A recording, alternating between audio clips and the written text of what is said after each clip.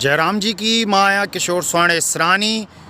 मध्य प्रदेश के मंदसौर ज़िले के सीतामू शहर में एक स्वामी लीलाशाह सिंधी धर्मशाला है, जैमें भगवान झूलेलाल जो एक मंदिर भी है। हिन जी एक झलकी अज मां ॾेखारण जी कोशिश कंदोसि, तव्हांखे ॾेखारींदुसि उन मंदिर जी एक झलकी, हुन धर्मशाला जो ॿाहिरि जो एक रूप, जैमें तव्हांखे नज़र ईंदा कुछ झलकियूं।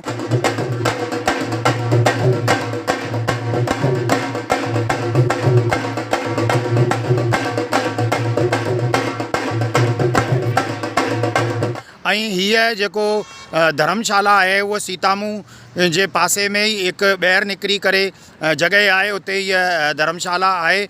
हिन ही सिंधी धर्मशाला में ही एक भगवान झूलेलाल जो भव्य सुठो मंदिर ठहियलु है, जैमें आसे पासे जा घणेई ॼणा श्रद्धालु ईंदा आहिनि, दर्शन कंदा आहिनि।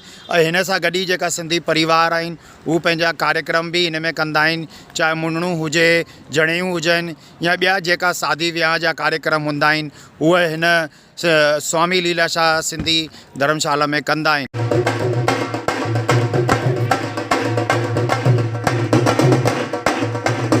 त हिन जी झलकी तव्हांखे ॾेखारियां पियो, हिन सां गॾु ई तव्हां हिते जी पूरी झलकी जो आनंद वठो।